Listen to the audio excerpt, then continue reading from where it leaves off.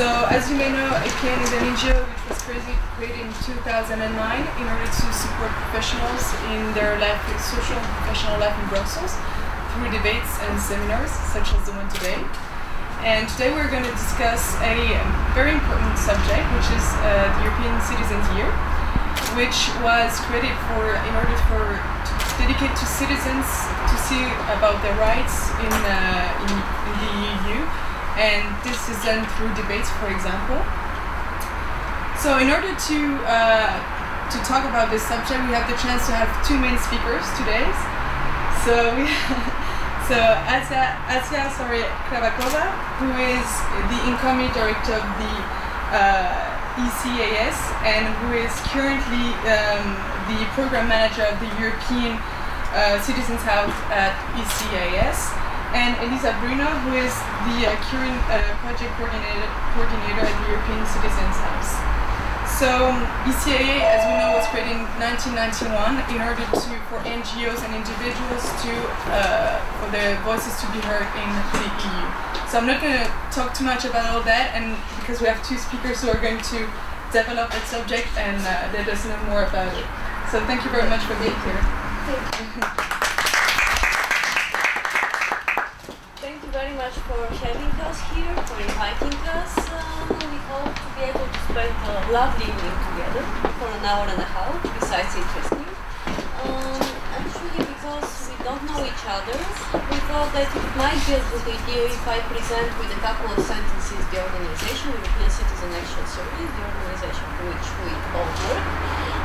Then maybe present myself and Elisa, and I'd also hear a little bit from who you are. Very short presentation so that we get to know each other from the beginning and then have a more interactive discussion. We have prepared the presentation just to more or less acquaint you a bit with the scene of European rights in the EU, as well as mechanism for citizen participation in the European policy process, as well as pose some questions to you as well. Why do I think that this is important? This is important because for us, we decided to approach the seminar with very selfish purposes. First, we decided to put this presentation with this principle for the first time, so it maybe will invite me. If something doesn't work right, you have to know that this is the first time, and there should be always a first time. So please be patient and excuse ourselves if there are some we will consider it. And second, director of this organization with 22 years of history in Brussels, and I guess that every incoming director. I'm coming up from the 1st of January with 10 packages of reforms, part of which I want to put at your attention here today through the topics that we'll discuss in order to get your feedback on them. Why is this important? Because it's always important to hear voices that are not inside the picture. You know, when you spend a lot of time doing something and you're from inside, there is a risk that you lose perspective. I mean, the outside view is as important as the expertise of the people inside. So that's why we will also get a little bit of advantage of your presence here. And I really do hope that you won't mind this kind of approach. So, what is ECAS? ECAS is a not-for-profit organization, a membership organization with more than 150 not-for-profit organizations and members from all over the world. Recently I looked at the membership and I discovered that out of those 150 organizations, more than 85% are from Western Europe, dominated by 3 countries. Netherlands, Belgium and UK. And because I'm Bulgarian, Komshu, for me one of my pillars of activities from the 1st of January will be to engage, we call them really engage, the Central and Eastern Europe. When you look at all the instruments and the way how Brussels scene is structured, you see that it still works very much for Western Europe. Even after the 5th enlargement, although half of the European Union is Central and Eastern Europe, it doesn't feature very much there. And there, of course, are also historical explanations for that, because the former communist countries are much less aware of the instruments for civic participation and have less capacity to use them. They are also a bit away from Brussels. It's not like to take the train from Paris and come here for an hour. Yeah. Buy a ticket from Bulgaria, it costs a bit more. And that's why we thought, and Elisa will be my new manager of new communication tools, that we have to develop a targeted, a very specific approach in order to outreach to those countries and to get them engaged. So from that perspective, immediately first question, how do we do that? I personally, in terms of an educational background, I have an MA in Law, MA in European Studies. Before coming to Brussels, I'm a relatively newcomer, came here a year and a half ago, still struggling very much with learning French. I've been working for 12 years as the manager of the European Policies Program of the Open Society Institute in Bulgaria. This is the Soros Foundation in Bulgaria. I launched this program when Bulgaria started negotiations with the European Union in the year 2000. So more or less, I have also the whole experience of the negotiation process from this part of the world. So I myself still do not perceive to be part of the Brussels bubble, and I hope that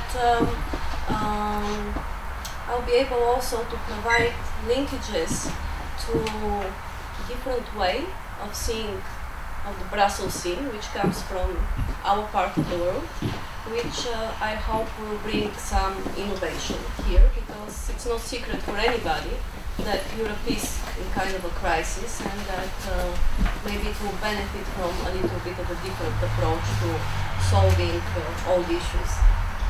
This is for me. Now Elisa will speak for herself. Yes, thanks. So I also need to say that we are very thankful for EPN for inviting us. And so yes, I'm Italian. I've been working for ECAS since also Assya and I, we started together in June last year.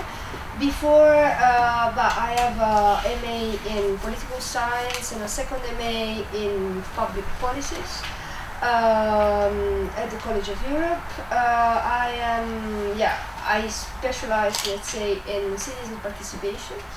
So this is why then I ended up at ECAS, and I've been working a bit here and there. I've been working for the French Ministry of Economics, for Accenture, to my main hometown when I was a bit more young. Doing identity cards while surviving as a student. So yes, I'm Italian. I come from a very small village in Italy, which also, this is why citizens are very important. To me, this is a bit my background. When I go back home, I try to explain what we do, and they basically do not really care or understand. So this is always the background that I'm also slightly a newcomer. I've been living in Belgium for now 3 years, so not so long. But this is always the background that I try to have while we are doing our job in Brussels. Have the perspective of yes, okay, what we do, but then what is the impact at the local level. So this for myself. And as coming from southern countries, we go along emotionally very well, as you will notice. So, yes. Would it be a good idea if we hear from you a bit, like who actually you are and what is your relation more or less to this topic? Yeah. Okay. My name is Yüksel Kaya. I come from Turkey, but I have been living in Europe 14 years, and I'm president of EPN, European Professionals Network. So he's the host. Okay, thank you. Thank you for hosting. My name is Ramazan. I'm the director of Intercultural Dialogue Platform. It's an NGO at the European context, promoting the intercultural and community cohesion. I'm British and Turkish. Abdullah Özçelik. I've been living in Belgium for about 5 years already. I'm a computer engineer. I'm working in Alcatel-Lucent in Antwerp. I moved to Leuven and I share the feeling of you learning French. It's a little bit difficult because I also want to learn. I'm both Turkish and Belgian. I also come from Turkey. I've been here for almost 6 years. And I just quit my job. I'm dealing with marketing stuff and I'm looking for a job now at the moment. And yeah, this how am I related with the topic? I just applied for the citizenship of the European Union. I mean, it's just Belgium. My name is Assya Kavrakova. As my name said, I come from Spain, from the north. I work now as a trainee in the European Commission in the Citizens Unit, so that's basically my concern. I political science. I studied both in Spain and I did my masters in Germany. In European stuff for my thesis about the European Citizenship, so that's why I'm interested in it. I also did. Okay. Yeah. Okay, so there are two already that did write papers on this. I've been living here for 2 years. I just finished my master, and now I'm a PhD candidate. Merve Kayıtçı. I've been here for 2 years. I come from Turkey. I'm a PhD researcher at the Catholic University of Leuven, at the Anthropology Department. I'm working on interculturalism, minorities, and migration. I'm Silvana. I'm Lithuanian. I have been living in Brussels for 1 year. I was involved in European Citizens Initiative for the 2020. And besides this initiative, I am also involved in other activities with other youth NGOs based in Brussels. Good evening. I'm Leticia. I'm a PhD researcher. I'm finishing my PhD now, so these are hard times. And I write on the status of the civil society as a whole in the European legislative process. So, citizen being at the heart of my PhD, of course, I'm very, very interested in the subject. I had the pleasure to work already with Assya and Elisa, and I want to start again when I will finish the PhD. And I'm here this evening because I expect a very lively and interesting discussion.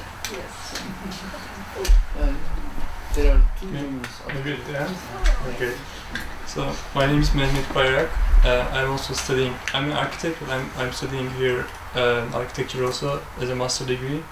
And I work here in EPN, with survey and other friends of mine. I'm married. Isn't there a possibility to accommodate them here? There's some spaces here actually. If there's Well, we're fine here actually. It's a great thing. The couch here is actually very comfortable. So I'm also working for the EPN, and I'm also studying anthropology at Leuven. And that's all I guess. My name is Esra. I'm in Brussels for 3 years, and I come from France, and I'm a lawyer. And I'm just interested by the topic. Okay, super. My name is Fatima. I'm a master's student at UNB, Sciences de l'Éducation. Thank you. Alicia? Yes, I'm Elisa. I'm a trainee here at EPN. I'm also working on a European Citizen Initiative, so I'm really curious to see it. My name is Zahra. I'm a PhD candidate at Carolina University. I'm specifically interested in issues concerning migrants' perspectives on education and acculturation, how they become part of the culture or how they associate with it. That's my focus. Okay. Good evening, I'm Sabrina Jans. I'm a PhD researcher here in Brussels, Institute of European Studies and International European Law, and I'm researching Turkish legal reforms inside the EU accession framework.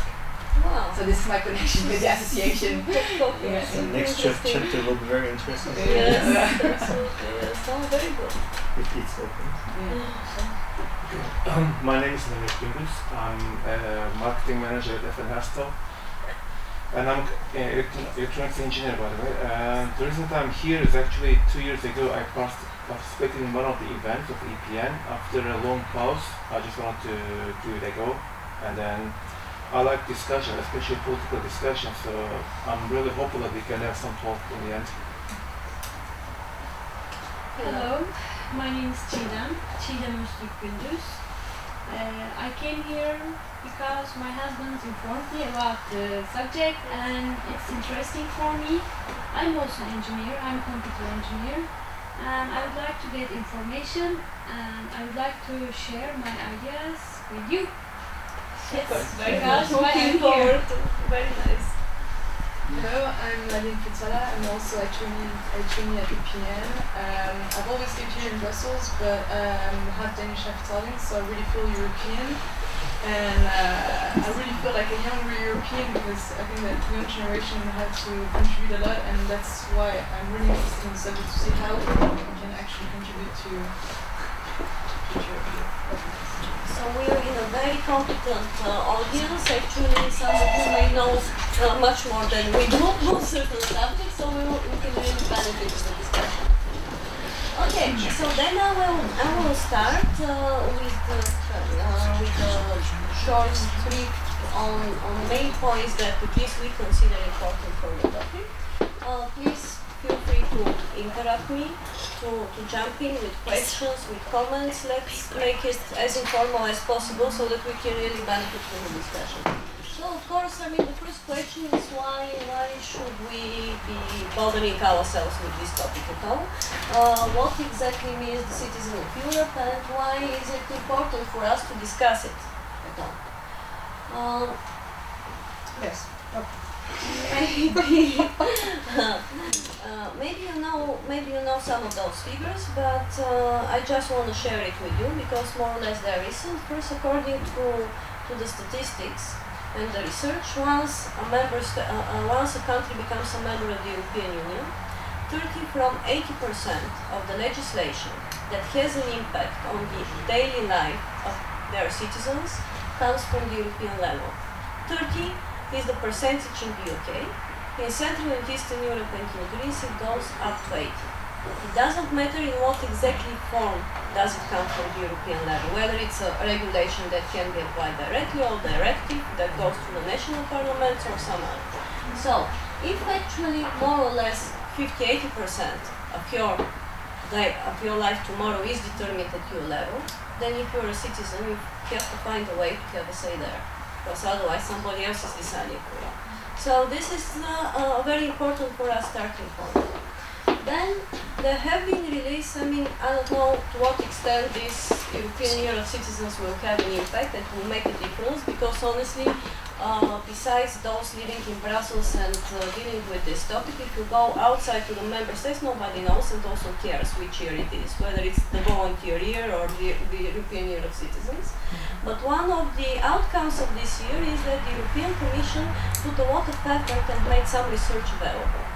So recent research, also coming from the Eurobarometer studies, show those figures, namely that 2/3 of the European citizens feel that their voice is not heard at European level. 2/3, 67%, and it is a growing trend from 2004. This is an important figure which calls for some action. If this Europe is not recognized to be the Europe of the citizens, then obviously we that claim to be professionally involved in the issue have to be aware of it and to start doing things more and more together also.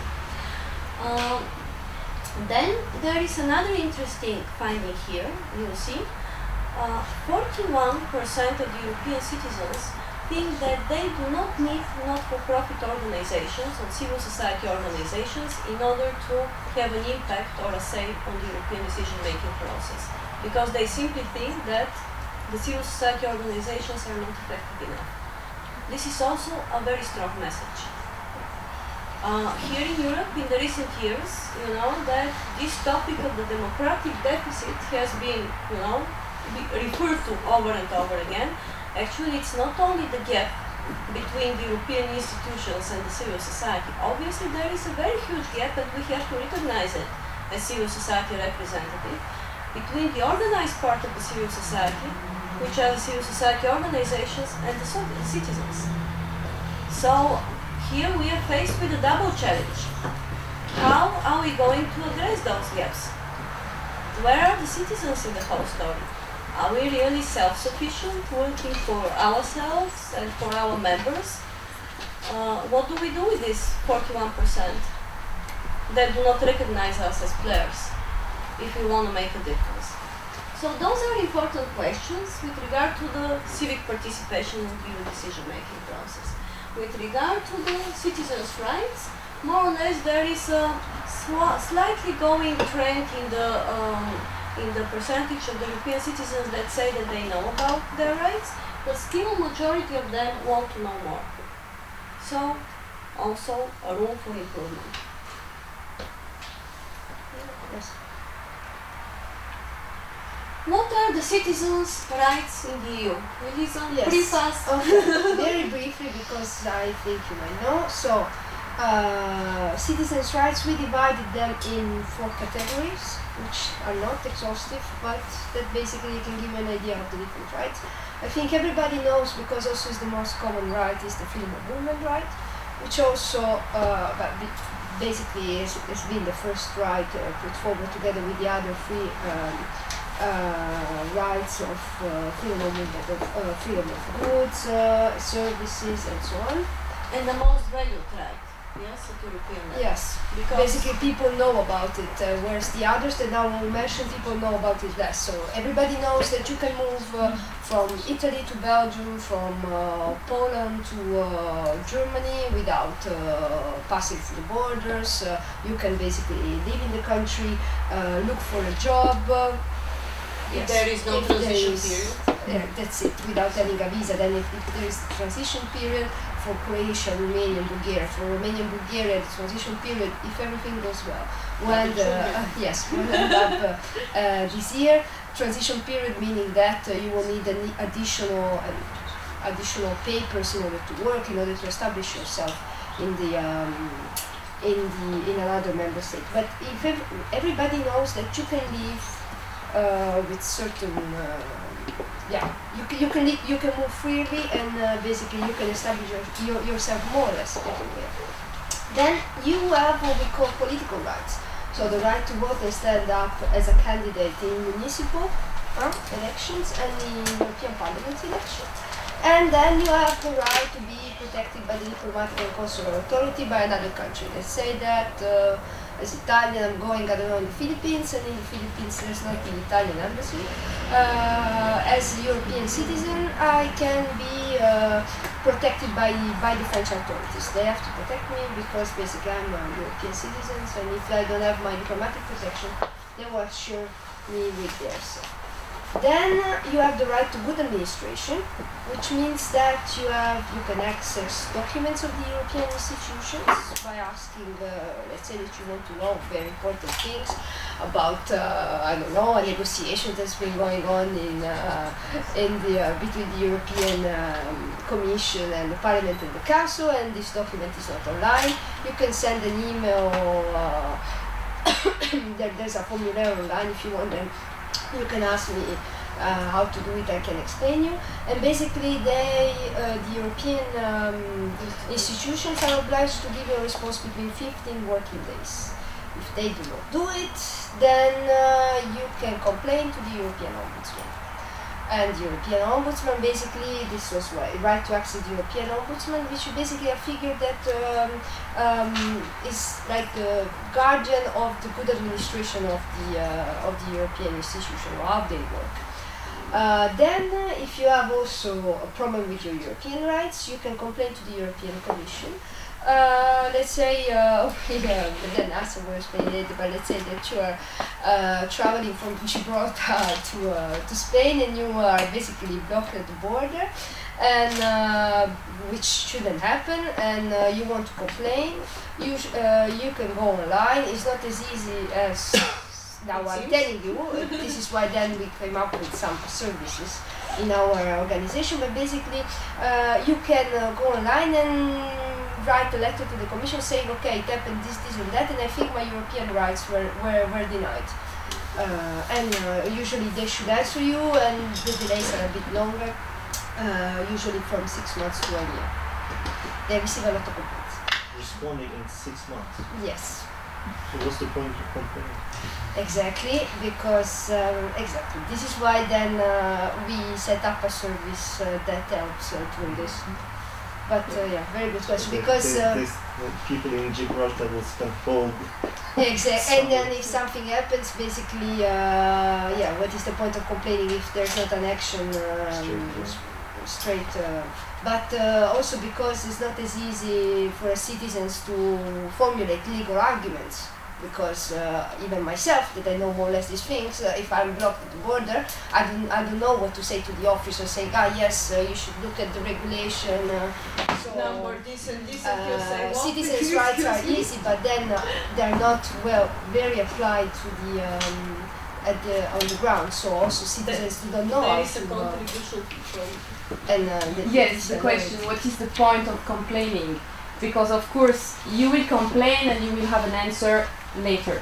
But if you don't complain, how will the institutions know that there is a problem? Someone who is facing that kind of problem should always complain, at least to blow the whistle. If the citizens don't do it, then who will do it?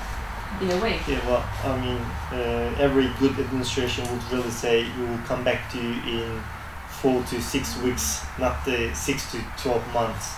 So that's why I said, what's the point applying? I mean, yeah, if it's legal issue, then it's a good point that one day in the future someone will come back to me with my query. But if it's something urgent matter or like mid-term matter, then I think it's not a good administration. Then 6 months to 12 months is not a good administration. Yes, I think the ombudsman is also here for that reason. Of course, you complain, and also about the delay for the answer. Yeah. And organizations like ECAS also can help on this. Okay. We will tell later, but we can't do miracles, because if they're a term of 6 months, I mean, you can't make them respond. But does the EU says that we will come back to you in 6 months' time? Or the formal answer, then maybe the colleague there can answer 6 months. What we have to be really clear, it's although you complain to the ombudsman, it has no legal consequence. So if you really want to fight against, to defend your rights, you have to complain before the European Court of Justice. There's no I mean, you have to follow the national procedure first, but I mean, the ombudsman, she has no legal powers. But their voice is heard. But it's just, I wanted to clarify this point. You don't go directly to the ombudsman, because the ombudsman actually, because she is she at this very moment. It was he, but now she is she. So she is dealing with cases of maladministration of the institutions. For example, if the European Commission does not respond to your complaint, or does not respond on time, or for example does not release the documents that you are asking for it, then you can complain to the ombudsman, and the ombudsman, it has a moral authority. That's true. That they cannot make the Commission act. But at the same time, our experience shows that it works, but it took 4 years and a half. I will tell you the case after that.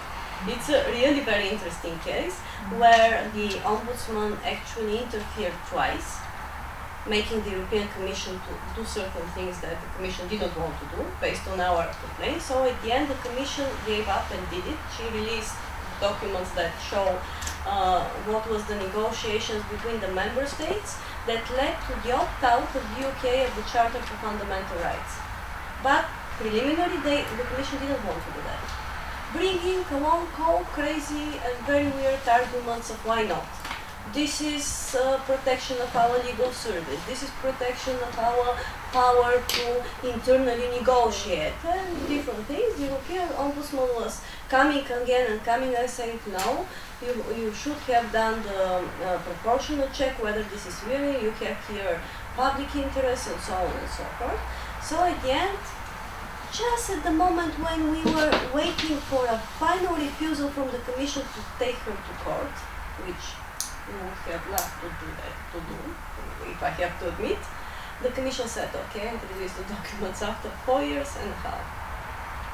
So, May So I ask it's what always is the one- ratio? How many petitions were filed, and on how many of them you have received a result? It's not a petition. It was a request for access to documents to the European Commission. We wanted to know on what grounds the UK made an opt-out of the Charter for Fundamental Rights, because it's important. I mean, if you have different application of this charter across different member states, it means that you don't have an equal protection. I mean, in some countries you have more, in some less. So we wanted to see how the negotiations went. What were the arguments put forward by the UK? What were the arguments put forward by the Commission and the Member States, which led to this opt-out?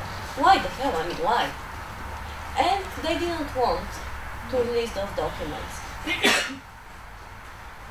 bringing along all different. So then we complained to the Ombudsman. The Ombudsman made a statement that the Commission should release the documents. And we went back to the Commission, asked again. The Commission again said no. And then the Ombudsman came up, it was in January this year, with a very strong statement publicly, that actually the Commission, by not releasing those documents, it's making a violation of the Charter of Fundamental Rights itself. It has never been, in terms of wording, so hard. It has never been used, this kind of really hard, how to say, accusation, public accusation. So it worked. I mean, yes, the Ombudsman does not have the legal power to make the Commission do, but going in public and making such a strong statement actually produced the results. So they released the papers. For us it was very important. I mean, of course, after 5 years it's not so important to see, but it was very important as a breakthrough in the system, because otherwise if the Commission have succeeded here in defending, keeping those documents, basically it means that you can never have access of any negotiation position on documents. You could never understand how they are bargaining, you know, behind the curtains, and how a decision is made. And we were very strong here that there is a definite public and citizens' interest in this issue. Actually, congratulate you on your success in there, but my question is more about the success rate. And how many petitions or demands like that are sent, and how many of them actually succeed, independent of how much time it took? Petition is a different thing from the... Well, petition, I may be wrong about the wording, but the complaints, We can. There are statistics. I can show it to you because we have them on the website. I just updated. There are the reports from last year. So the reports from 2012, 2011. I can show it to you later. Can you give me a number? No, now I Roughly. don't. I don't remember. No, but we can go online. But I can in a couple of minutes again to the presentation to the House website. We have it on the website. Check immediately. I'm sorry, I don't remember because we have been doing. But then the last right, and then we move on. So it's the right to participate. So as a citizen, you have, we listed here. The new right, European Citizens Initiative, which we heard that some of you are already aware of, which basically is a right that allows 1 billion citizens to propose to the European Commission to put forward a legislation. The European Commission is not obliged to do anything, but basically will receive this citizens' initiative from those people, and then basically decide what to do next. Then you have the European Parliament's petition, so you basically can write a petition to the European Parliament and on a topic that is relevant also in the competencies of the EU, and then you can participate in the European Commission consultations. So every time the European Commission wants to propose a legislation, she is obliged to put forward consultations, and then basically everybody can access it and can respond in their own language, which is a good thing. So yes, just to tell you that when we talk about the right to participate, there's an article in the treaty, and now maybe here we are a bit too specific, but this is Article 11. So Article 11 of the Treaty of Lisbon basically sets the basis for the citizens to participate in the EU. Paragraph 4 is the one on the citizens' initiative. The other paragraphs have not been explored yet, so basically they are in the treaty, but there's not legal, there are not laws that are implementing this article. So this is why it's very important the coming European Commission, because in the next years, up to 2018, we think that it's really the time to make this article in real laws and basically implement civic participation at the European level. So this is why I'm showing it to you. And then, what are our observations? Which you can maybe comment on. I mean, maybe, does everybody know about this new European Citizens Initiative? Yeah. Or we have to because, you know, I'm sure that all of you know that at European level there is some that can, that has the legislative initiative, that can propose legislation, and it's only the Commission. It's not like the national level. The Parliament here at European level cannot do that. It does not have the right to initiative. So it's only the European Commission. So before the Lisbon Treaty, actually it was the Council that comprises the Member States and the European Parliament that can invite and suggest to the European Commission to legislate on a topic of falling within its competences. That's why by that time it was very important, this instrument, the petitions to the European Parliament. When you send a petition to the European Parliament, basically you award the European Parliament that the Parliament may consider asking the Commission to do something. Now with this European Citizens Initiative tool, where we have regulation in force for 17 months already, or maybe 18, yes. For the first time in the life of the European Union, 1 million citizens from at least 7 member states, if they gather signatures on a certain topic that falls within the competence of the European Commission, they can invite the European Commission to legislate. This is like a right equal to the one of the Council and the European Parliament. And this is a very important tool. It's a very new tool. So it also is faced with a lot of challenges of implementation, because it's not easy at all to collect 1 million signatures across member states for a year, because you also have a time frame in which you have to manage. That's first. Second, for the ordinary citizen, it's not clear at all from first sight what falls within the competence of the European Commission and what does not. And if, for example, you want the European Commission to legislate on something which is outside of its competence, they will simply not register your initiative. So there also the citizens need very much of help in order to put forward and to really get use of this instrument. And then it appears, we'll discuss it a little bit later, that actually this instrument is also very expensive. It has been estimated that it costs €1 per signature, the whole campaign. So it's not very citizens friendly. For now, those 3 initiatives, there are only 3 initiatives that manage to collect 1 million signatures for a year. They're really very well supported by either trade unions or not-for-profit organizations or others that are really strong, and they have prepared very well their campaigns in advance. They basically are managing them as a very skillful advocacy campaigns.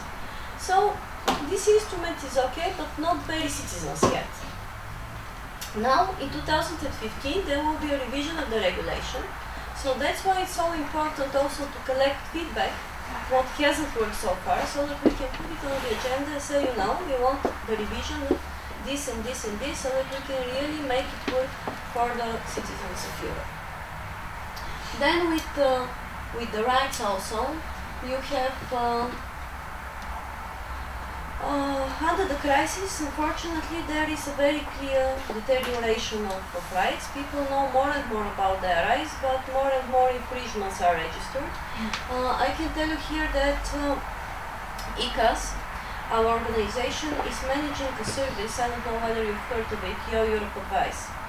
Europe Advice is a service that ECAS is managing for the European Commission, and it implies the following. We have 60, 70 experts throughout all EU member states, each and every citizen who is exercising his or her right of free movement and encounters certain obstacles can even call or put an online question to Europe Advice service, and the experts of Europe Advice are obliged to answer within a certain period of time, which is very short, it's hours. 72 hours. 72 hours. So, in comparison with 6 months, I'm sorry, but yeah, let's be realistic. So, and in their language also, which means that the question comes to our office, our management team distributes it to the person who could answer on a national level in the respective language, and then the person, the expert is obliged to answer the citizen. I can only tell you that there has been a growing number of questions like this for the last year. And for example, this last month only, Europe Advice has received 1,800 questions per month. And they cover all possible spheres, from social security to, for example, taxes and how to register your car if you are coming from somewhere to somewhere, how to get help with your residence documents, and so on and so forth. So really a very broad spectrum of issues. And for us it's a very, very clear indication that there is a growing trend of a need of such kind of intervention first. And second, of course, different topics which unfortunately reveal to be problematic. It appears that under the crisis member states are extremely inventive in posing additional obstacles to free movement. And then on the top of everything, there has been this, I'm also sharing this letter, this letter presented by the Ministers of Interior of 4 member states to the Irish presidency, so UK, Austria, Germany and Netherlands, who made a very strong statement that the free movement of citizens, because we here are talking about EU migration, is posing a very heavy burden on their social systems, and that there is tourist benefit tourism, that's how they call it. So they call the European Commission for imposing additional measures that can prevent free movement. So they are putting this on the agenda, actually questioning the basic and most advantageous benefit of European integration. Because if you go across Europe and you ask people what did you gain from all of this is what they will answer: the free movement.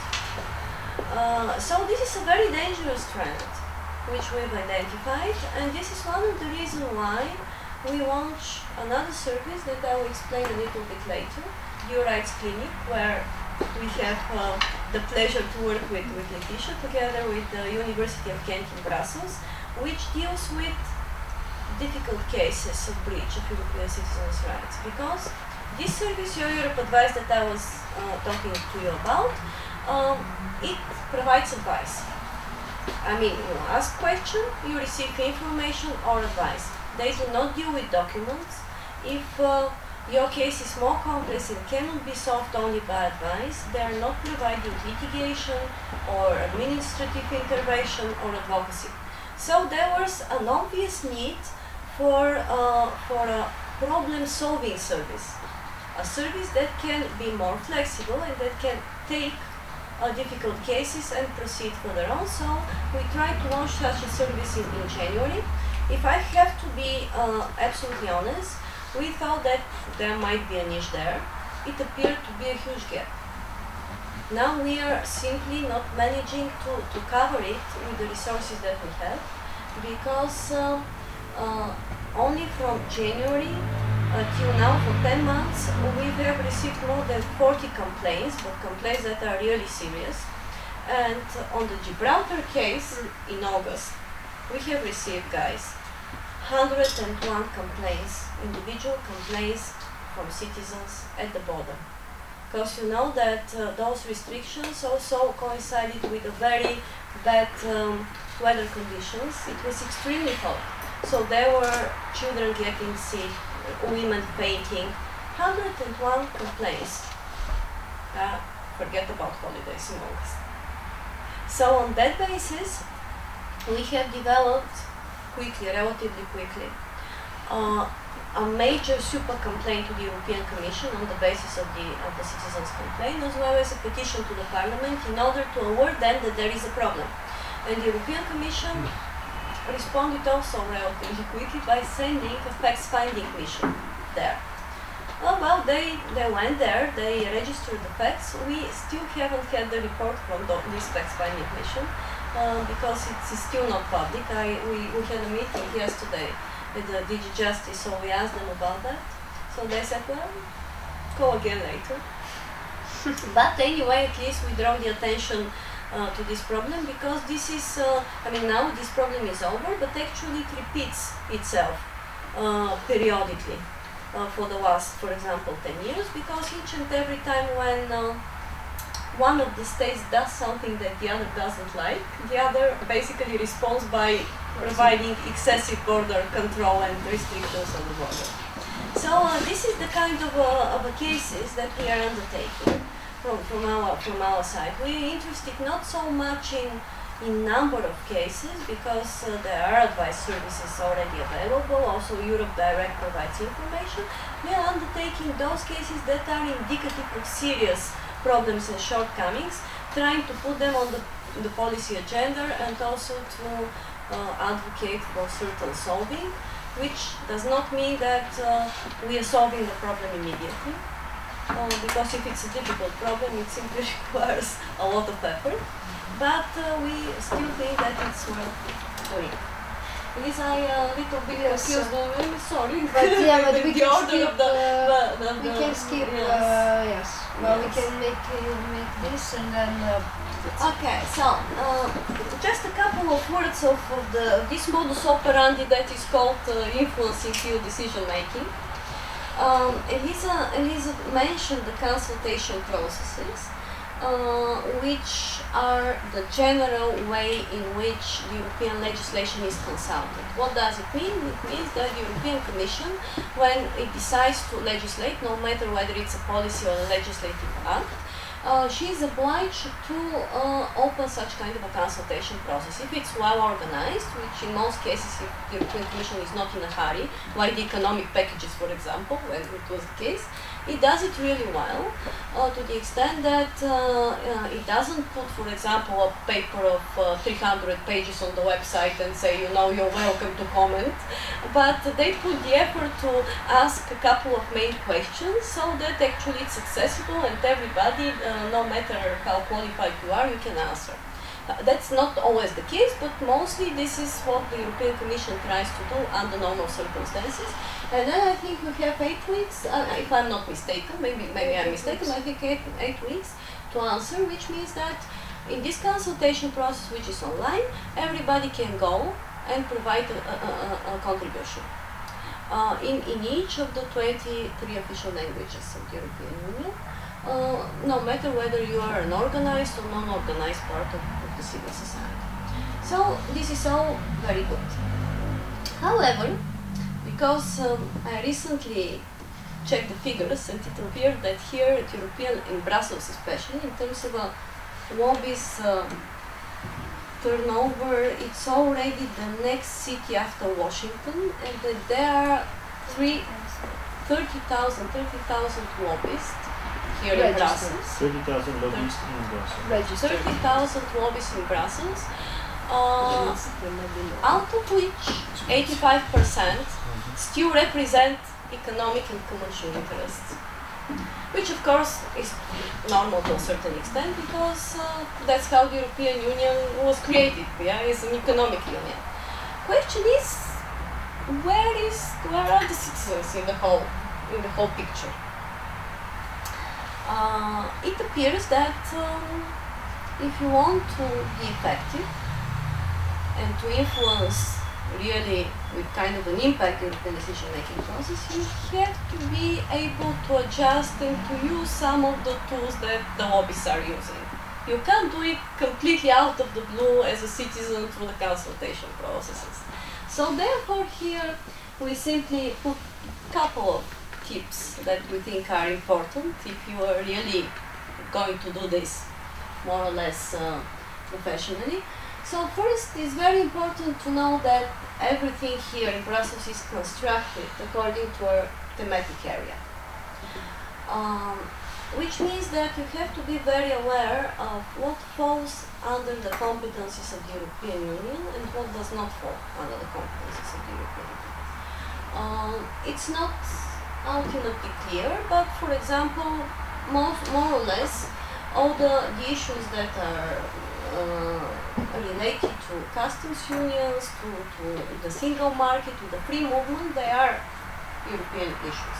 If, however, if you want to for example, influence the educational system in your country, it's a national issue. Even if you go and say to the European Commission, you know, I want to change the education and to make an impact there, they will say, okay, but we can't help it because it's in the competence of the national state. So this is the first thing that you have to know. I mean, what is within the European Commission competencies, so that you do not waste your time in, you know, useless efforts.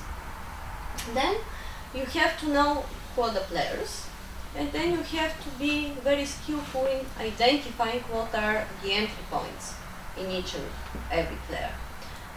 As the European Commission is the initiator of legislation, you can guess very easily that it's a very interesting entry point, the European Commission, and even before you reach the point of the official consultations, the best way is if you have developed relations with the officers there, so that eventually you follow the development in those areas, and you know before the official process even starts that there is something that is going to come up in this area.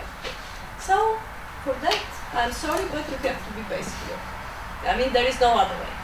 Time is everything in Brussels. There are a window of opportunities that open and then they close. You either are in or you're out. So, yes, before, yes, and then also it's very important when you, and this is something that we are not very good at, but we are improving, the not-for-profit organizations in general. I mean, because we thought that, we always think that because we are good and we stick to values, our point of view is very important. It has to be brought in immediately. Well, that's not the case, because the political, I mean, the European Union is a political body. I mean, institutions have their political way of functioning. So it has to be really effective.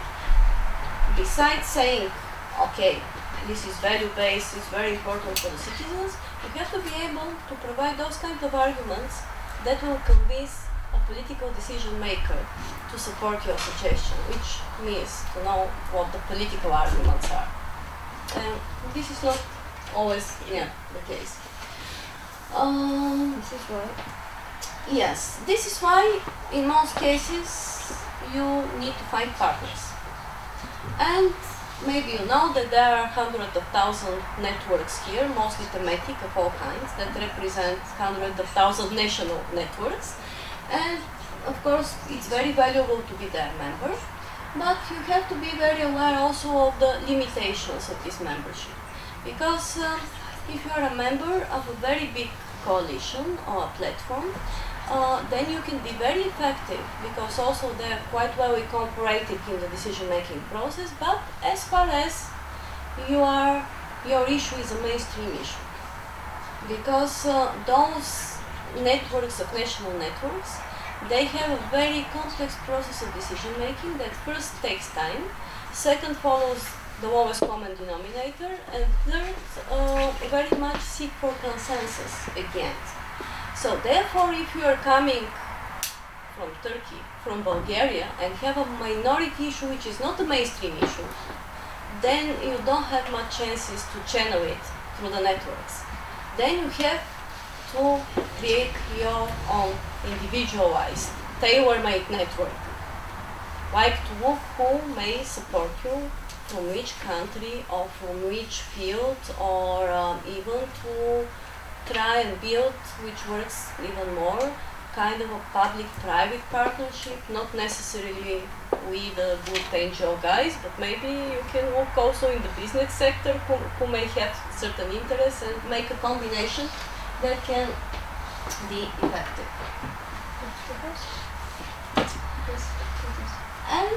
And here we come to the European Citizens House, because we thought that, okay, if this is the case, there are a lot of platforms that are thematic. If you have a mainstream issue, you go there. This is your easiest and most effective way. But if not, then you have to have a place where to go and to be able to connect with others and to start building those flexible coalitions that you need. So that's why we thought we need a place here in Brussels which we can call a citizen place. And this is the concept behind the European Citizens House, to be a platform, first virtually accessible from everywhere in the Union, and also to exist as a physical place here in Brussels. We are still negotiating with one of the communes for a very beautiful premises, very artistic. I'm not telling anything more because I don't know whether we'll succeed in these negotiations, honestly. I mean, I've been much more convinced some months ago. Now it's not easy with the Belgian authorities to agree on conditions. But actually I believe that if it's not this place, it will be some other place. The important thing is that we think that we have a concept, a project that is really worth exploring through different networks and coalitions. We don't want the house to be another platform. We don't want this the house to be a representative organization. We want it to be an enabling space where everybody can come according to their interests, also mainly from outside Brussels, seek for advice, benefit from the services. EURISE clinic, as we started in January, that I mentioned, the ECI support center, Elisa will present it in a while, and many others hopefully, and where they can find partners, advice, and help without being obliged to be members necessarily or to stay there forever. I mean, you come, you have a problem, you try to solve it, you connect with others, then depending on the result, yes or no, you go away or you come again on a different issue. So this is how we imagine it, as much more dynamic center, the European Citizens House, and that's why we call it a capacity building and problem solving facility. Yes, it's okay. Yeah. Then we go to the EURISE clinic, which I think we already more or less presented. The ECI support center, which is basically a service that takes place as the EURISE clinic in the framework of the house, together with other three partners. So we have the three partners from Europe, Democracy International, which is a German organization. Then we have the EA Institute, which is International Referendum Institute, and then Euractiv as a media partner.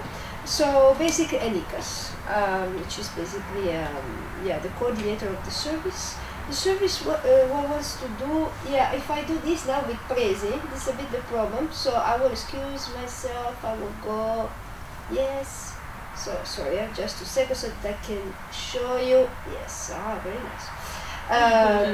Yes, so basically this service which does is that it's a not-for-profit service, and basically it tries to help citizens that wants to launch an ECI, or that have an issue and they are thinking of launching an ECI, in providing some help. So we provide help with the legal basis, so because then when you want to propose a citizens initiative, let's imagine that you have an issue, like it happens to my parents, have an issue with an incinerator next to their place in Italy, and they don't know what to do about it. Then they say, okay, the local authorities cannot do anything about it, national authorities don't want to do anything about it, we want to launch a citizens initiative. Is this something that the European Union is confronted with? So this is environmental policies and waste management.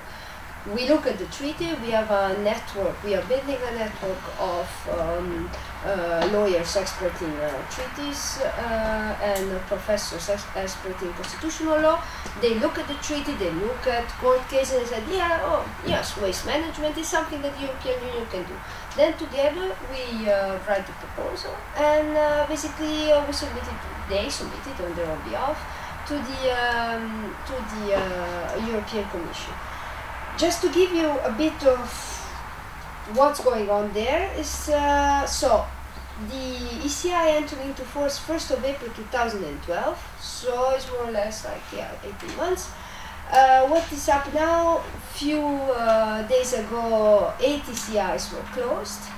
Of those 8 initiatives, only 3 succeeded. Only 3 initiatives collected more than 1 million signatures in 7 member states, which is not as easy. 9 are still running. 16 have been refused. 1 has been refused yesterday morning. And 6 ECIs were being withdrawn. For instance, there was an ECI on the EPICAO launched by Ben & Jerry, and they decided after 2-3 months that they didn't want to follow up their initiative, and they withdrawn it because it was too complicated. I suspect personally that something was going on beyond the service, but yes. What was this initiative? Was the EPICAO basically to regulate animals, was for animal welfare.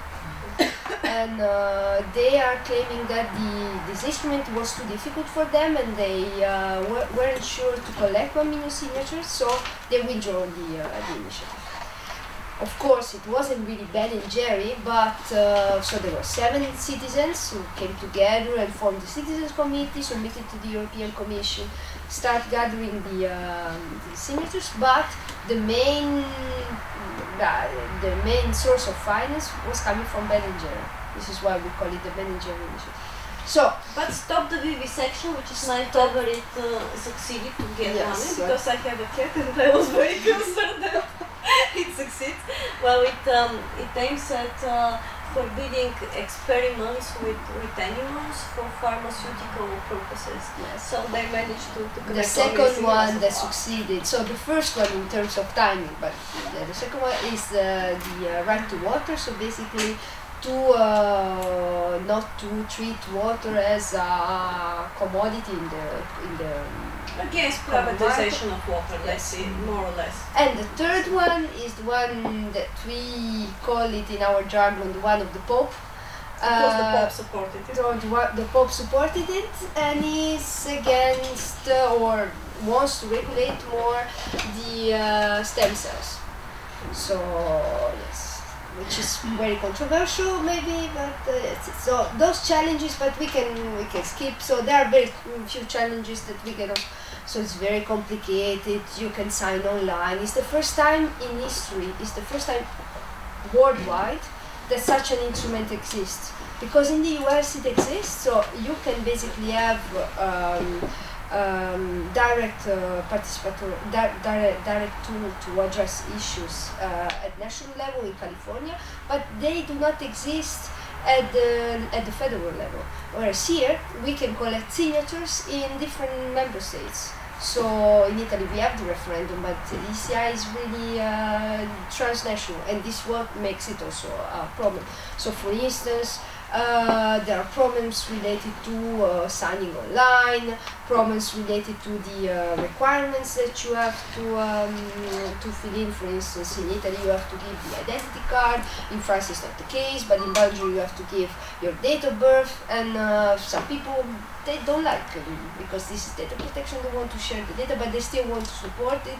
So we have to find the right balance, okay, to make this instrument serious enough, not to be signed by everybody, just put a like on Facebook as it was proposed 2 years ago, but also to make it citizens friendly.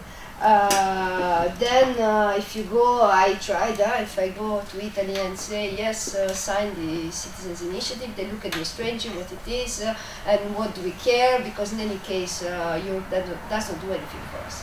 But so this is why this service is also, we are reactive in the sense that we provide advice, but we are also proactive in the sense that we really much advocate for changes together with the main stakeholders and citizens for the change in the regulation in 2015. So we are in contact with ECI organizers, with professors and academics that write on these issues, with IT developers, with campaigners at national level, because those instruments already exist at national level and maybe we can benefit from knowing at national level what exists. Some revision that we want to put forward. So basically, we want the This is the main, yes. common. Then if you want, we can discuss it later on. Then you can go on our website. So we have an overview. I really like it, I think, but just because, maybe it's also our website.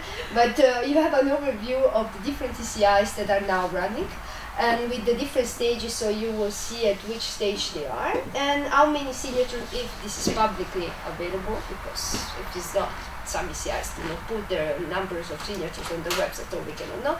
But otherwise, if it's publicly available, you can also have a daily update on the number of signatures they collected. And you can sign there when you And you can sign there, and otherwise, we also this summer created this map on basically that shows what kind of verification. Once you collected the signatures need also to go through a verification process, because as it happens maybe everywhere. that person's there put or somebody may so have liked. national authorities need to verify your signatures that you collected, that you not to put your dead grandma or cousin or whatever. So this is if you want, then you can go on the website. You will see it's easy to basically look what kind of verifications there are, the national authority you need to contact, and so on. And that's it. So if you have any questions, which are here. Maybe we can invite our colleagues to share, because here we have somebody who experienced personally this process of launching a European Citizens Initiative on a very good, very promising topic. Would you be willing to say a couple of words on this? Very shortly, our ECI fraternity aims to enhance youth exchange programs such as Erasmus, European Voluntary Service, Comenius and Leonardo. In times of crisis, we saw that Europe needs more European identity, and young people need to upgrade their skills not only through academic exchanges such as Erasmus, but also to involve young professionals who never studied in university or at the professional school, so they could profit from Leonardo. And years before, Erasmus program got only about 1% of EU budget, so it's not a lot, because in some of the countries, Erasmus program is very competent. I come from the Baltic states, so you can get Erasmus scholarship if you are one of the top students. It means that only very few students from the faculty can profit the program, and with traineeship programs like Leonardo or Erasmus traineeship program or Erasmus entrepreneurship program is even more complicated, because they have even less funds to compare, for example, with Scandinavian countries, Germany or the Netherlands, where these programs have more funds and they are more open for all students. And our Citizens Initiative collected even 71,000 signatures. I say even because working on holidays on voluntary basis, spending your time by replying all kind of sort of emails, going to advocating, organizing the events from the zero budget. I mean, it's a big effort and a big contribution for the European civil society. We are happy with our initiative, even if we didn't succeed our first aim, but we just removed obstacles for the new ECIs. Do you want to share something? I don't know, maybe some observation of the EURISE clinic or whatever you work? I wanted first to comment on the ECI, and indeed I think it's a very important tool as a symbol that the citizen now has a direct way to participate, and to participate in the very, very first moment of decision making. But I think that indeed it's not citizen friendly at all. And though the tool will oblige any citizen who wants to use it to gather other partners, whether people or moral person also, and that is particularly necessary. I have supported Simona in her effort with Fraternité, and I have noticed that even if the Committee of Citizens is willing really to do a lot, when there is no fun, there is no fun. And here, for example, the team has had to organize the campaign mainly on the internet, because there was no fun to go on site, to visit university, to move, to travel and raise awareness about the subject, which was nevertheless a very important subject, I think. So in the future we will have to work on this part of the tool, funding, how to make it diverse, how to make it available, how to set up coalition.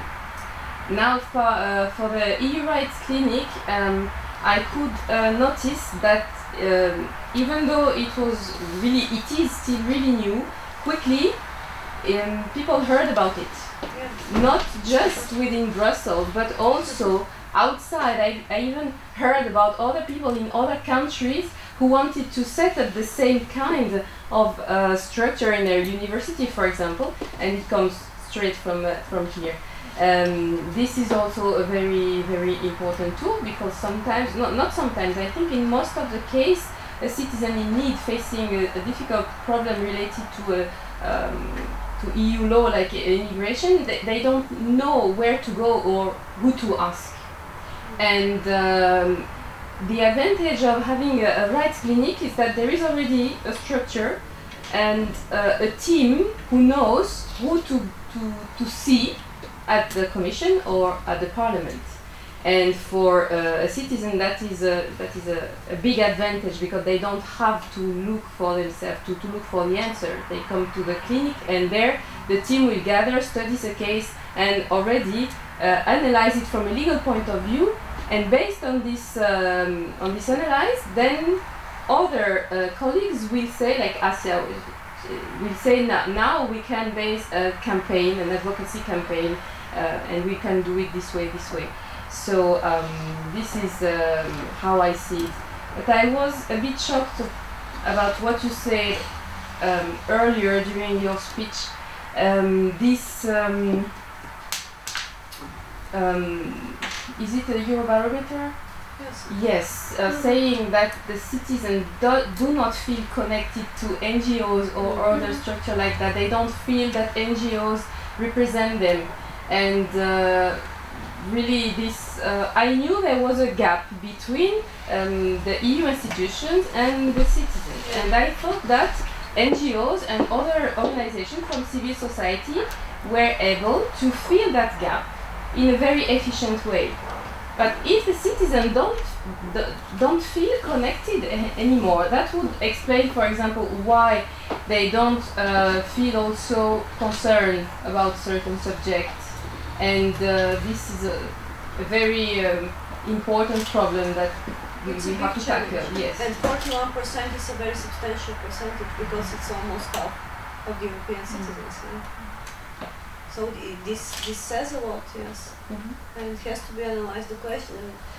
In our work we are always we're embracing like the broader notion of civil society, including both civil society organizations and also citizens. But the truth is that you have to implement a completely different and diverse approach in order to outreach both. You can't do to citizens what you do with NGOs. I mean, it simply doesn't work. And then, yes, you're faced with reluctance, with skepticism. So I think this is some of this is an important question that will become even more major in the years to come. Especially considering that if you have noticed, there are more and more informal movements and citizens' initiatives across Europe that are not formalized, and that really have the potential to bring something on the scene. And here, especially in Brussels, I think we are still functioning in the old mode, providing access only to registered not-for-profit organizations as partners in the structured dialogue, providing funds only to registered not-for-profit organizations. For example, private donors across Europe opened their programs for years ago also to informal groups. Yes, it's risky from a financial point of view. Yes, it's smaller, it requires more checking, but you have to face realities. You can't ignore 41% of the citizens. So this is really a very I mean, I don't have the answer. I think it's a 4 million euros question. I was wondering if our colleagues from EPN have the same feeling. Yes. You know that there's a need for coffee. I mean, it's up to you guys because we already started 15 minutes late, so you can finish in 15 minutes. So. We have concluded with the lecture part, so we are absolutely open for informal interactions also. And you promise also to show the figures or just send the link to you? Yes, I will show you. I'm looking. We will still all night. May I have just one point? Because I'm quite surprised that the Commission is very proud of one of our new programs, the Citizens Dialogues, and I was surprised that they were not including your presentations. I don't know if you're aware of it. It's not it's but it's kind of a new tool of citizens' participation in the EU, and the Commission is quite proud of it. I mean, we always have like but around. it's only for this year. It's not a program. It's only like an initiative of this year for the European. No, it's not just for this year. It will continue to the coming European elections. So I think it's tomorrow. It's in Marseille. A debate with Mrs. Reding. Last week it was one in Liège with the President Barroso, and it has been quite successful here. That's the figures that the Commission have, around 600 people in these events. We still don't know from which background come these people, but yeah, I also went to one, like I think it was in May with Miss Redding, but you can see that always the same people are coming, like citizens who are interested in EU or studied something related to EU. I wonder how they can outreach to the average citizen. Yeah, that's also our question today. Yeah. We have an evaluation, and that's what we are trying to find. What kind of people are coming to these events? Can I raise a challenge for Europe actually? To be honest with you, the average Europeans, average people, they are not interested in politics at all. I mean, in England, for example, UKIP, United Kingdom Independent Party, who is against the European Union, won the highest percentage of the vote because only who is against Euro, they vote at the MEP elections. So, and the attendance in the election is always less than 50%. Yeah, it depends on country to Belgium or obligation to vote. So but you can see it's related to rising Euroscepticism. It's also true that you cannot engage the people that are not engaged. If somebody doesn't want to deal with politics, forget about it. You can, but it's true, you cannot reach to those who are a bit. I mean, they want to know more, but they don't know how, and they're a bit maybe informed, but not so much. So, and I'm wondering how the citizen dialogue basically does this. I mean, how can Mrs. Redding and the others? What will be the product out of this? Because I understand that she's making visits here and there. In Sofia it was a fiasco, I can tell you, because it was a big fiasco. But in some other cities, I hear I can tell you now that just the average is around 300 people. It was okay. But it doesn't matter how many appear. It's what happens there. So my question is also, after she does this round of visits, then what is going to be the outcome of this? Okay, the first thing is she thinks so. the information that I have, she hopes that the next commission will continue this project and then like make document policy recommendations or like a formal statement. It's not just words, but statement. Just especially at the beginning, the first dialogue, it wasn't like Spain. It was like more the easy rep inviting people, like more selecting the people, but it changed up to the third dialogue. I don't remember what it was the initiative of the Commissioner Reding. She said, yeah, this cannot be possible. We still don't know, as they said, yeah, of course lots of people coming to these events, they are pro-European. But for instance, interestingly, we also got almost the same percentage that in the Eurobarometer, that people attending to these events, because in these events people can ask questions to Mrs. Reding or to another EU commissioner, but we also try to make rules during these events. Yes, I know, and people also go like around 60% of the participants in this event, they also say that they consider that their policy is not fair. So I guess they are not, maybe they are not Eurosceptical, but they are also not like, just Commission followers.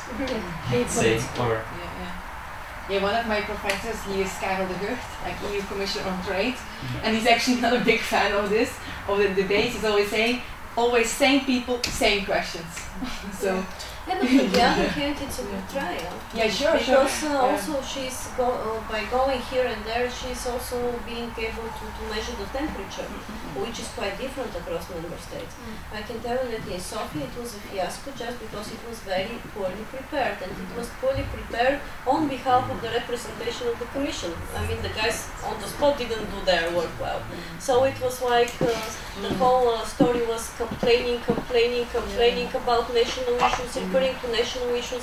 She was not prepared to face this because she cannot know in details, the small names of all the criminals that are public knowledge that have, So there was this thing which, I don't know, I mean, it's good to go very, very grassroots, but then how effective could it be? Even if you have the will, if you're a commissioner, you cannot know each and everything that is happening in all countries. So then it comes, you have to be prepared. I don't know, I admire her for the courage, actually, because it's not an easy exercise. It's not an easy exercise at all. But I think after this first round, if there are some conclusions drawn and lessons learned, and if there are committed commissioners, be it her or somebody else, to continue this, then it can improve and start building a good practice all the time. Because each and every time this is difficult, of course. Nothing works like from the first time, unfortunately. Now, on communication to the citizens, we tend to say the European Commission doesn't do enough. Where I have recently discovered that the Commission itself faces a limit, a limit in structure. And I mean that at the beginning, communicating was not one of the competencies of the Commission. And we know that if it's not a competence, then the Commission cannot do it. So the Commission started to find a way to communicate, even though communication was not among its competencies. And only now, with the Lisbon Treaty and the easier way to build interinstitutional agreements, now the Commission can do more. But then member states will not allow the Commission to communicate easily, because we forget sometimes that communication to the citizens is a political messaging. Exact. And member states like to keep it in their own hands, because when the government they go back home, they can always use this communication the way they need for their interests. So now the Commission starts communicating more and on certain subjects, but it is limited. Yeah, it's also the fault of sometimes the fault of the member states, especially on European Citizens Initiative. What we was looking is at the European Commission. Yes, she is putting a lot of effort in communicating and outreach to citizens, saying, yes, you have this right. But then, in the actual member state, in the representation of the Commission, are really limited to what they can do. They could be helped by member states to say, okay, you have certain rights at national level, but you also have certain rights at the European level. But of course, they are not. Now the Commission communicates more on citizen issues because citizen issues are now in the treaty, with a whole part of the treaty related to citizen issues, and with the ECR and the management the Commission has to do, then yes, of course, Commission has the permission to communicate on this issue, but then still there are structural problems, political issues. We bore you people also. I got another question, if I may, about the Citizens' House. Did you get some political support to establish it? No, not Yes, at all. we do through the European Parliament. Actually, we managed to establish, supported by the Greens first, but then it went through the European Parliament, a budget line for the European Citizens' House of €250,000.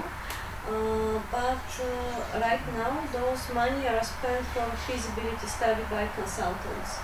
So those are not money that come to our organization. No, we are not sure that we will see even €1 of it. But in terms of political support, we will be able to defend these issues in it. It has been recognized at least by the Parliament. So now there will be kind of a follow-up, which helps a lot. I mean, this is a very good question. Thanks for that, because this is exactly how you have to do things here at European level. You have to bring together all possible instruments.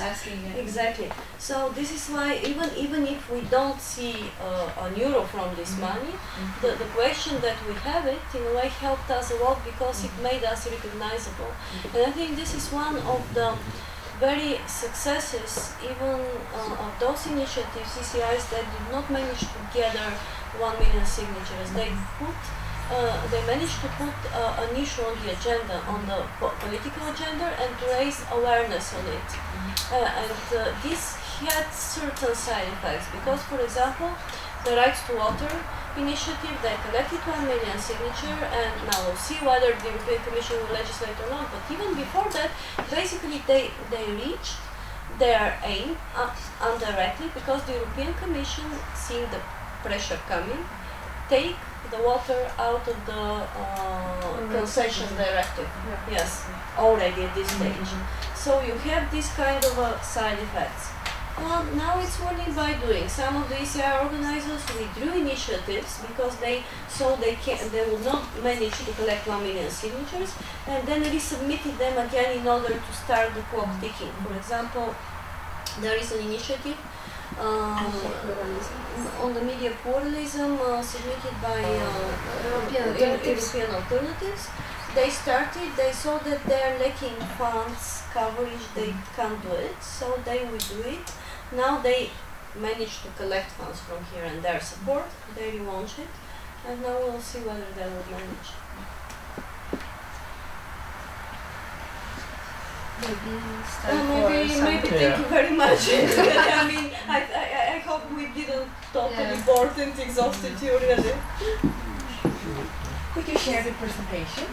Is it possible? Yes. I mean, you have to understand, it's our first presentation, so it might not be super professional, but the content is there, and I will put it online, and it will be accessible to everybody. And I have the figures that you asked. So in 2012, the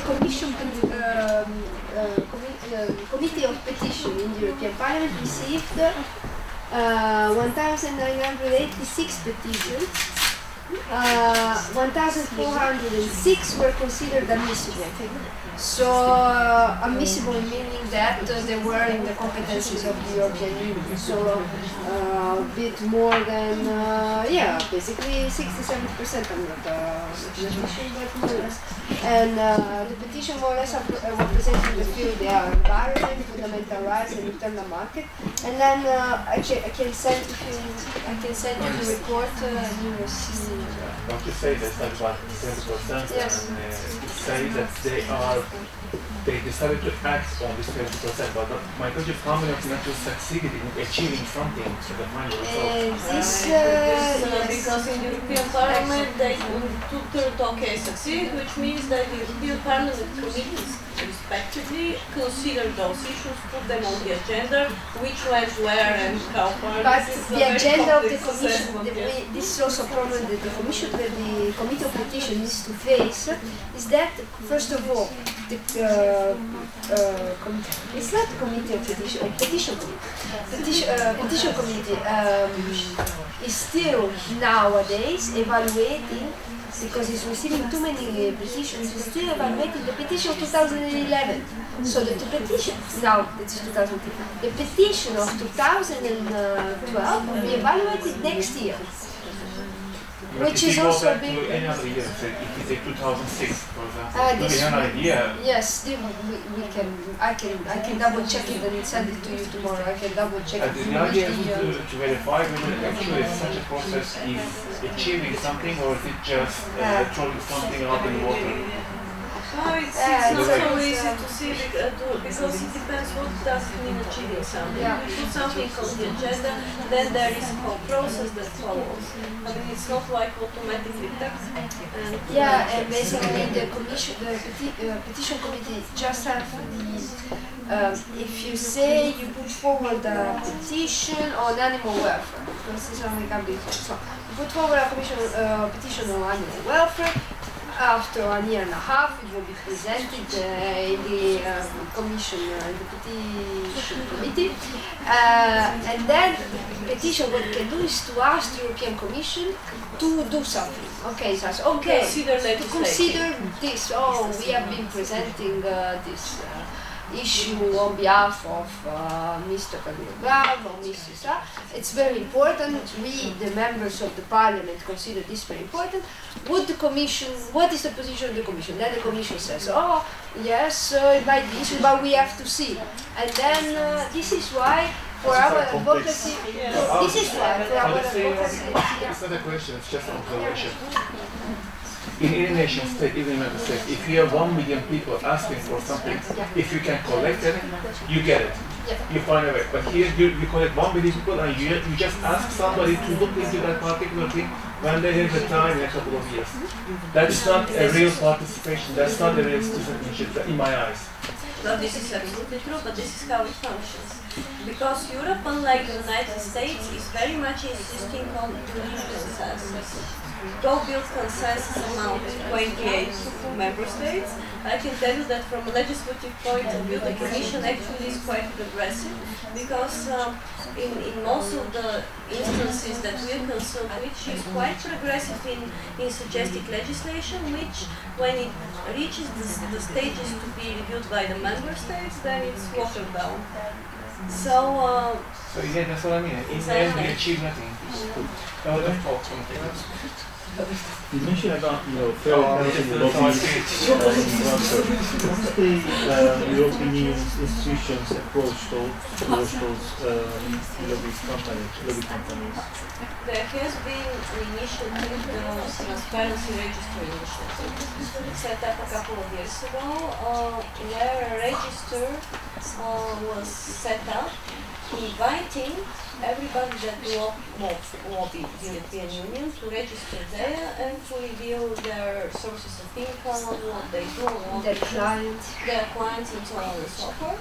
I mean, Europe is by all means lagging behind the United States in this respect. Now, the idea was that there should be a pilot for a couple of years of the register being voluntarily, and to evaluate how it works, and then to make it obligatory. At this stage, because it hasn't been made obligatory, basically you have registered on a voluntary basis who wanted to register. But it's not, it can be actually, it's not indicative, because if it's not obligatory, then it's not representative, you can't go there and see. So now the new ombudsman that just came into office a couple of months ago, she is very much involved to make this transparency register obligatory. So she already declared publicly that this is one of her purposes, to put forward this on the agenda. And actually this is something that we very much want to promote and to work forward towards as part of our proactive programs for ensuring transparency. We want to do this. We also want to launch a big consultation process in order to gather opinion on what kind of content we can suggest and develop to the new Commission on the Article 11. This article that provides opportunity for different forms of participation of the citizens, because there we have only one regulation, which is on the ECAS. We want also to provide content and suggestions. So if all of a sudden you wake up at 3:30 in the morning, as it starts happening to me very often, unfortunately, with some kind of an idea of how we can provide input to Article 11, please drop us an email or just give us a call, because we'll be happy to discuss it.